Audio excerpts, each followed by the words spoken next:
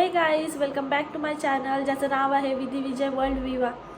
So video start करण्या अगोदर guys, जर कोणी आपल्या चॅनलवर नवीन असेल आणि चॅनलला सबस्क्राईब केलं नसेल तर प्लीज सबस्क्राईब करा आणि व्हिडिओ आवडल्यास नक्की लाईक करा, कमेंट करा आणि खूप खूप शेअर करा. तर तुम्हाला थंबनेलवरून समजलंच असेल की आजच्या व्हिडिओचं टॉपिक काय असणार आहे ते. तर माझ्या प्रेग्नन्सीबद्दल थोडंसं तुमच्यासोबत शेअर करते. म्हणजे मी काय काय अनुभव घेतले प्रेग्नन्सीमध्ये, तेच तुमच्यासोबत थोडंसं शेअर करते. तर सांगायचं झालं तर जेव्हा आमचं लग्न झालं तेव्हाच आम्ही ठरवलं होतं दोघांनी की 3-4 वर्ष तरी बेबी प्लॅनिंग नाही करायची, कारण की लग्न झाल्यानंतर मी कॉलेज करत होती. कॉलेज करायचं होतं ॲक्च्युली, तेव्हा मला सुट्टी पडली होती लग्न झालं तेव्हा. त्यानंतर कॉलेज करायचं होतं आणि कॉलेज असतं नसतं ते मला माहीत नाही, पण आम्ही असं ठरवलेलंच की 3-4 वर्ष तरी बेबी प्लॅनिंग नाही करायची आणि आम्ही तेच फॉलो केलं. आणि नंतर आणि तुम्हाला सांगते, माझा फर्स्ट बेबी मिसकॅरेज झालेला, म्हणजे माझा फर्स्ट अबॉर्शन झाला होता. त्यानंतर डॉक्टरने सांगितलं होतं की तुम्ही 1 वर्ष तरी बेबी प्लॅनिंग नका करू. त्यानंतर मग 1 वर्ष झालं. त्यानंतर मग आम्ही ठरवलं की आता बेबी प्लॅनिंग करायची. म्हणजे सगळं माझी प्रेग्नन्सी पूर्ण आम्ही प्लॅनिंगनुसार झाली.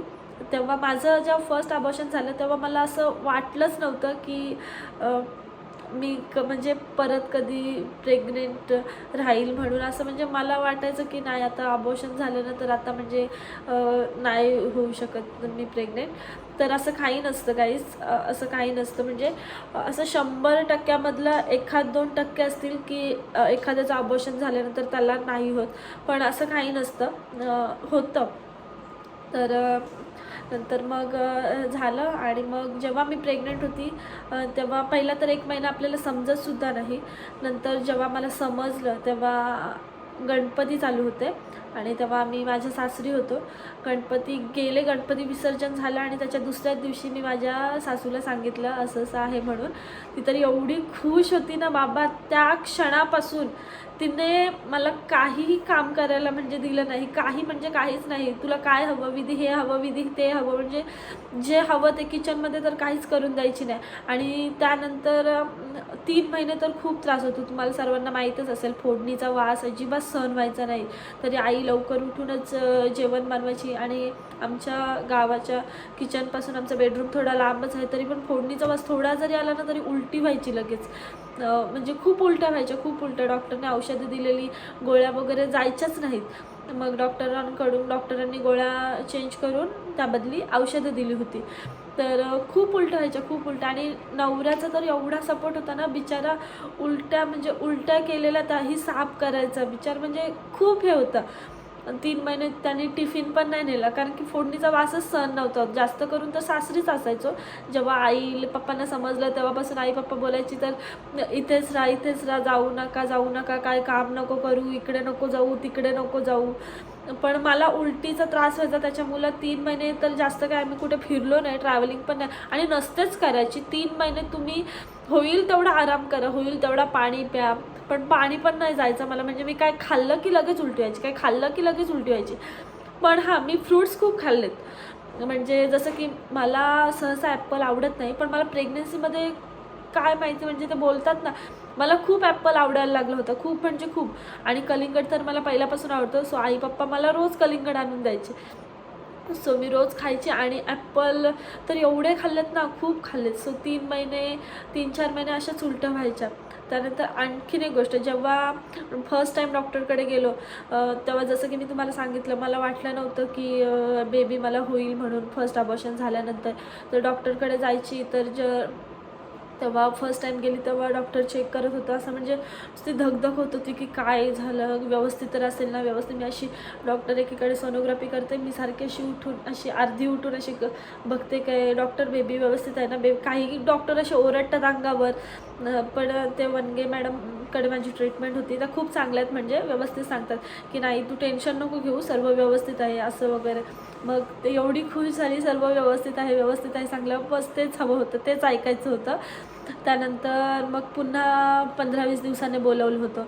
तर आणखीन एक गोष्ट, ज्या तारखेला मला डॉक्टर अपॉइंटमेंट द्यायचा ना, 1 महिन्यात, 20 दिवसात किंवा 1.5 महिन्यात, मी त्या तारखेला जायची हॉस्पिटलला.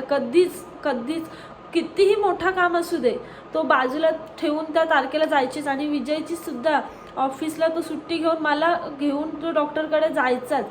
असं म्हणजे असं काही नसतं, तुम्ही 4-5 दिवस लेट गेलात लवकर गेलात तरी काही होत नाही. पण म्हणजे माझ्या मनात एक भीती वाटायची, त्याच्यामुळे मी जायची. कारण की फर्स्ट टाईम असं होऊन गेलं होतं माझ्यासोबत, त्याच्यामुळे मी जायची.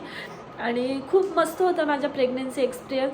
त्यानंतर मग 4 मंथ नंतर उलट्या बंद झाल्यानंतर काहीच प्रॉब्लेम नव्हता. विजय मला खूप फिरवायचा आणि मला नंतर 4 महिने झाल्यानंतर खावंसं वाटायचं काही एक. आणि असं बोलतात की हे नको खाऊ, चिकन नको खाऊ, ते गरम असतं, शेकटाच्या शेंगा नको खाऊ, ते गरम असतं. पण थोडं खाल्ल्याने काही होत नाही, काही म्हणजे काहीच होतं. तुम्हाला थोडं हवं तर थोडं खा, उगीच जीव नका मारू. तुम्हाला हवं तर खा. नारळ पाणी प्या. मला सहसा नारळ पाणी आवडत नाही, त्याच्यामुळे मी जास्त नाही प्यायली. आणि दूध पण आवडत नाही. पण असं बोलतात की दूध पिल्याने बेबी कसं मस्त होतं, गुटगुटीत होतं. तर मी बेबीसाठी तेवढं करायची, दुधामध्ये केसर वगैरे टाकून प्यायची. आणि दही आणि पनीर तर मी खूप खाल्लं आहे. दही तुम्ही बोललात ना तर रोज मला विजय आणून द्यायचा. आणि मला दही आवडतो, त्याच्यामुळे मी दही खूप खाल्लं आहे. पनीर पण भरपूर खाल्लं आहे. दूध नाही एवढा प्यायले, पण दूध पण प्यायची. आणि शेकटाच्या शेंगा तर माझ्या फेवरेटच आहेत, त्या मी खूपच खायची. आणि सीझनच होता तेव्हा माझ्या प्रेग्नन्सीमध्ये. मला तर वाटतं मँगोचा सीझन नव्हता, कारण की ऑगस्टमध्ये मी प्रेग्नेंट राहिली आणि माझी डिलिव्हरी झाली. आणि मग आंब्याचा सीझन आला, त्याच्यामुळे आंबे काय खायला नाही भेटले. त्याच्यानंतर मग विजय मला जिथेही न्यायचा ना फिरायला, एक खड्डा लावून द्यायचा नाही. म्हणजे एकदम स्लोली न्यायचं गाडी, एकदम असं जपून न्यायचं. त्याच्यामुळे आणि खूप भारी होती फिलिंग. त्यानंतर मग जसे अशी 7-8वा महिना लागला तसा पोट वाढायला लागला. त्यानंतर मग आणि 7व्या महिन्यामध्ये बेबी शॉवर होतं. तर बेबी शॉवरची तयारी 5व्या महिन्यापासूनच सगळं जे काही आई बाबाचे कार्ड होते, काय डेकोरेशनचं छोटं मोठं होतं, तर सगळं घरात मी आणि माझी फ्रेंड आहे एक पूजा म्हणून आमच्या गावी, आम्ही दोघीने म्हणजे असं तयार करायचो. म्हणजे एवढी एक्सायटेड होतो ना त्या बेबी शॉवरसाठी, खूप एक्सायटेड होतो. नंतर असं वाटायला लागलं की काय असते बेबी शॉवर वगैरे, काय एवढं हे, म्हणजे कसं तरीच वाटायला लागलं. पण व्हायच्या अगोदर एवढी तयारी ना, बाबा हे करू की ते करू, हे करू की ते करू, असं तसं छान होतं. ते एक फिलिंगच वेगळी असते बेबी शॉवरची. आजकाल पहिले एवढं नव्हतं. पहिले ते म्हणजे असे हार वगैरे घालायचे, तर हल्ली तसं कोणी नाही घालत. तुम्ही बघतच असाल, हल्ली मस्त छान ज्वेलरी निघाले, सो ती घालतात. सो मी तर माझी ज्वेलरी 4 महिने अगोदरच ऑनलाईन मागवली होती, पुण्यावरून मागवली होती. 4 महिने अगोदर मागवली होती, म्हणजे एवढी हौस होती. खूप भारी वाटत होतं. आणि आम्ही ठरवलं होतं की माझं बेबी शॉवर आम्ही आमच्याच रूमवर करू. पण म्हणजे खूप प्लॅनिंग होती की आमच्या बिल्डिंगच्या खाली खूप मोठी जागा आहे ना, स्पेस आहे, तर तिथे करायचा असा विचार होता आमचा. पण आई पप्पा बोलले की नाही, आपल्या घरात म्हणजे आमच्या घरात पहिलंच असं बाळ येणार आहे, तर मग इकडे गावीच झालं पाहिजे. तर म्हणजे ती एवढी खुश होती ना घरची आमची, की बोलले की इकडंच करू, सगळं खर्च आम्ही करू. मग सगळं A to Z खर्च त्यांनी केला. माझं दीर, आई पप्पा त्यांनीच केलं सगळं. आणि एवढी माझ्या ओढभरणीला एवढी म्हणजे खूप माणसं सगळ्यांना सांगितलं होतं, खूप मस्त केलं. आणि मग त्यानंतर मी माझ्या घरी गेली. तसं तर मी माझ्या घरी जात नाही. विजय बोलतो तुला राहायचं आहे तेवढा दिवस राहा, तुला जायचं आहे तेवढं. पण मला आठवत नाही मी कधी माझ्या घरी गेले वस्तीला. म्हणजे गेली असेल बेबी शॉवरच्या वेळी. जेव्हा मी माझ्या घरी गेली तेव्हा फर्स्ट टाईम ते होतं. मी काहीतरी 7 का 8 दिवस राहिली होती वस्तीला.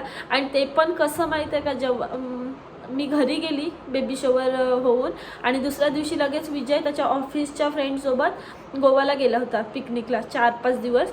त्याच्यामुळे तो इथे नव्हता म्हणून माझ्या जीवाला हुरहुर नव्हती, म्हणून त्याच्यामुळे मी तिथे निवांत राहू शकली. नंतर जसा तो आला ना, मी लगेच दुसऱ्या दिवशी तो मला न्यायला आला, मी लगेच इकडे आली. म्हणजे मला असं राहवत नाही की तो काय खाईल काय नाही असं.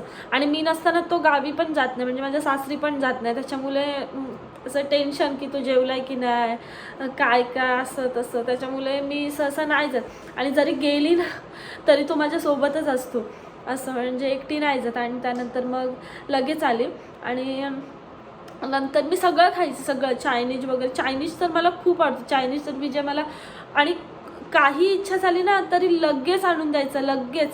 तुला आवडतं ना, तर काय लोक सांगू का हे गरम आहे काय आहे काही असो, तुला खायचं आहे ना तू खा, लगेच आणून द्यायचं, पण बोलायचं थोडं खा पण खा, आणून द्यायचं. चायनीज सांगितलं मी, हाजिनामोटो नाही टाकायला सांगत, हाजिनामोटो नव्हता टाकून आणत, पण चायनीज आणायचा खूप.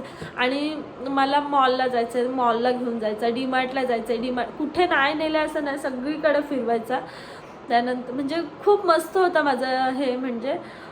आणि फक्त एवढंच की जेव्हा मी प्रेग्नेंट राहिली ना, आम्हाला प्लॅनिंग करायचं होतं ना, त्याच्या अगोदरपासूनच मी normal delivery, caesarean delivery, normal delivery, caesarean, यूट्यूबवर व्हिडिओ बघून बघून माझं डोकं ना मॅट व्हायला आला होता. मी म्हणजे एवढी घाबरली होती, विजयला बोलायचं असं तसं, मग एवढं त्रास होईल, एवढं हे होईल, एवढं ते होईल.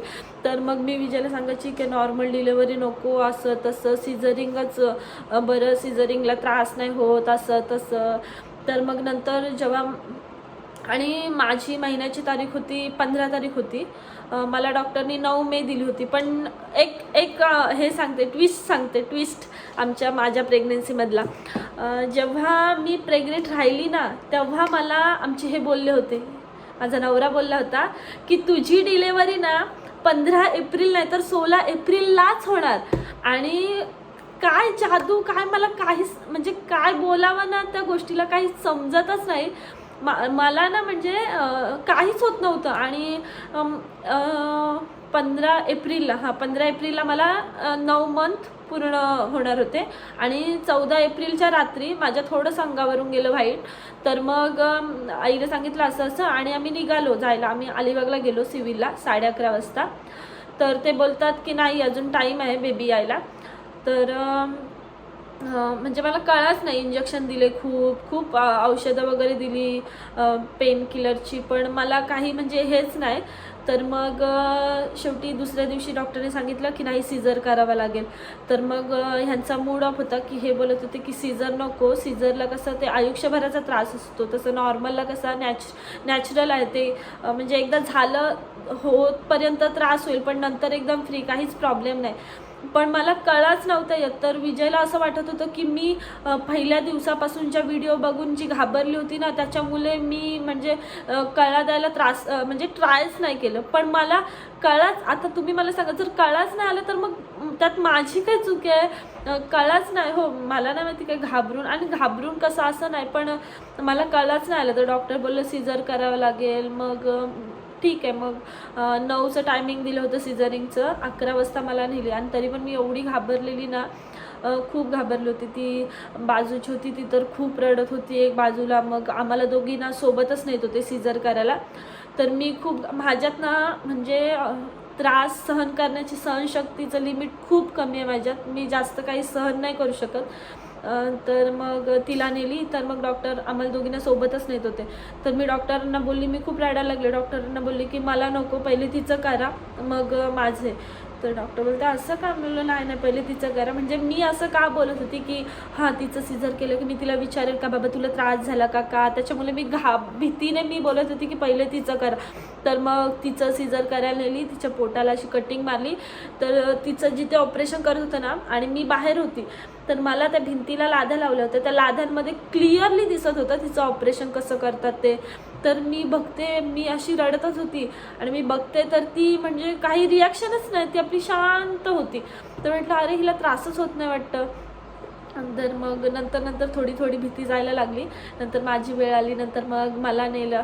आणखीन एक गोष्ट मी जास्त कशाला घाबरली होती, सिझरिंगच्या वेळी जे काट्यात इंजेक्शन देतात ना पाठणीमध्ये, त्याला खूप घाबरले की बाबा हाडावर इंजेक्शन देतील कसं काय. मग मी माझ्या ताईला फोन केला, माझ्या भावाला फोन केला, माझ्या दीराचं ऑपरेशन झालं त्याला विचारलं. तर सगळी बोलतात नाही त्याचं नाही त्रास होत, नाही दुखत. पण मला माहीत होतं जेव्हा आमच्या भाऊंचं ऑपरेशन केलं ना, तेव्हा भाऊ बोलायचे हा तो इंजेक्शन किती दुखला वहिनी. आणि मी जेव्हा त्यांना फोन केला विचारायला की भाऊ कसं काय तो इंजेक्शन भाऊ बोलतात नाही दुखत नाही. तर मग तरी पण मला माहीत होतं की हे सगळे मला म्हणजे खोटं बोलतात, की मला म्हणजे धीर देण्यासाठी बोलतात. तर मग गेलो आतमध्ये. तर मला त्यांनी सांगितलं, मी म्हणजे अगोदरच त्यांना सांगितलं प्लीज हळू द्या.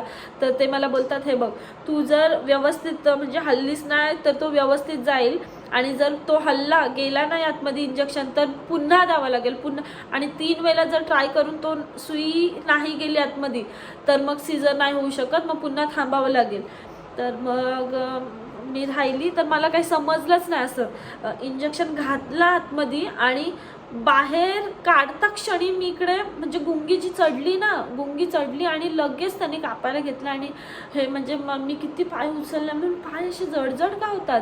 नंतर मग जेव्हा आणि ऑपरेशन चालू होतं 2 मिनिटात लगेच बेबी बाहेर आला सिझरिंगला. तर तुम्हाला माहीतच असेल कोणाचं सिझरिंग झालेलं असेल तर सिझरिंगला टाईम लागत नाही, जास्तीत जास्त 10 ते 15 मिनटं लागतात. आणि मग मी त्या डॉक्टरांना बोलत होती, मागे 2 डॉक्टर होते, पोरच होती, त्यांना मी बोलत होती तू इकडे ये, तू माझ्याशी बोल हो, काहीतरी बोल हो, नाहीतर मग माझं लक्ष सारखं खाली जाईल. आणि जर माझं लक्ष खाली गेलं की बेबीला कसे पोटातून काढतात तर मग मी घाबरेल, त्याच्यामुळे तू माझ्याशी बोल हो.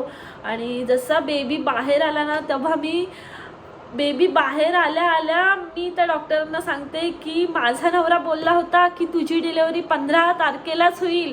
आणि काय जादू का देवाचे नशिबाने माझी डिलेवरी 15 एप्रिललाच झाली. आणि आणखीन एक मोठी गोष्ट म्हणजे 15 तारखेलाच आम्ही आमचं न्यू घर घेतलं होतं आणि तिथे राहायला आलो होतो. आणि माझी विवाह झाली आणि त्याच दिवशी माझ्या घराला 1 वर्ष झालं. सो खूप हॅपी होतो, खूप हॅपी.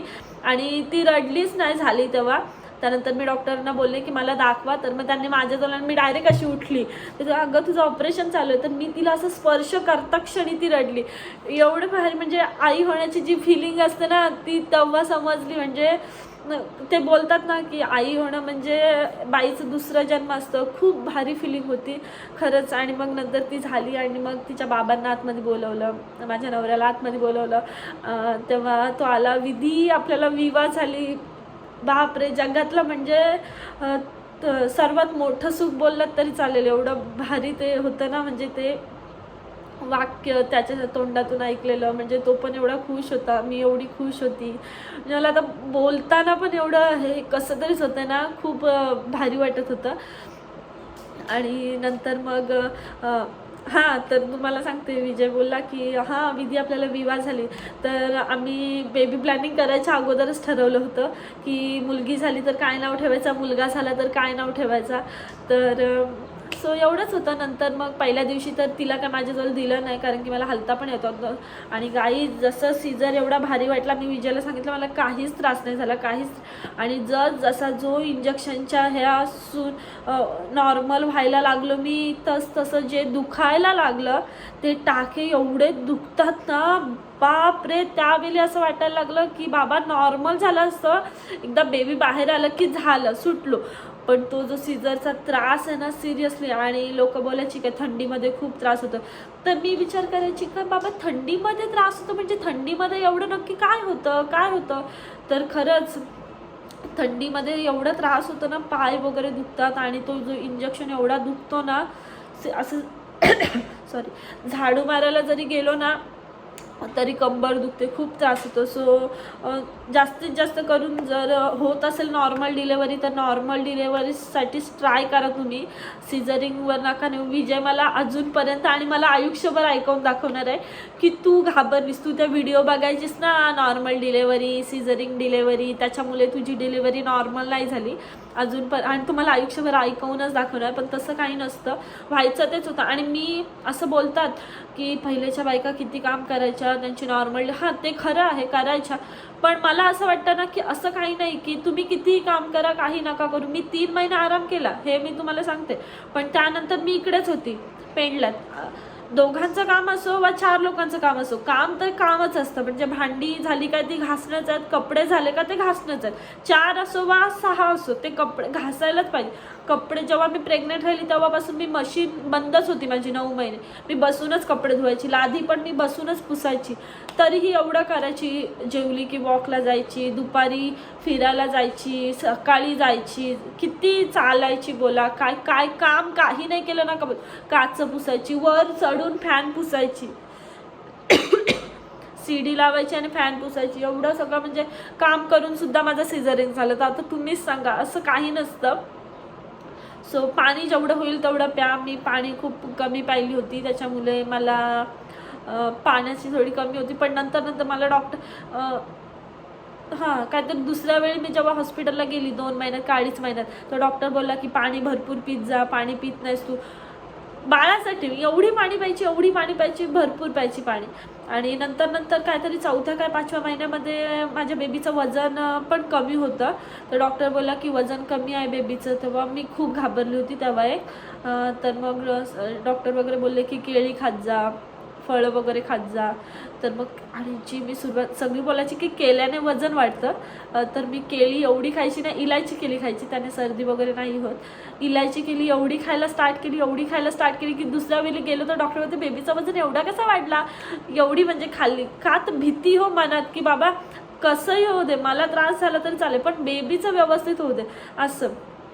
सो एवढंच सांगेल की हॅप्पी राहा, जेवढं होईल तेवढं हॅप्पी राहा, खुश राहा. आणखीन एक गोष्ट, जशी प्रेग्नेंट एक मुलगी होणार असते आई, तसंच तिचा नवरासुद्धा बाप होणार असतो. तर त्यांनाही समजलं पाहिजे की आपली बायको काय सहन करते काय नाही.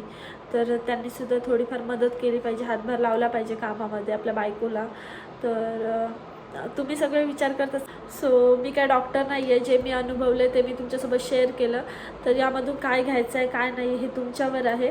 तर हा व्हिडिओ मी इथेच एंड करते. जर व्हिडिओ आवडला असेल तर नक्की लाईक करा, कमेंट करा आणि शेअर करा. आणि पुन्हा एकदा सांगेल की कोणी आपल्या चॅनलवर नवीन असेल तर प्लीज सबस्क्राईब करायला विसरू नका.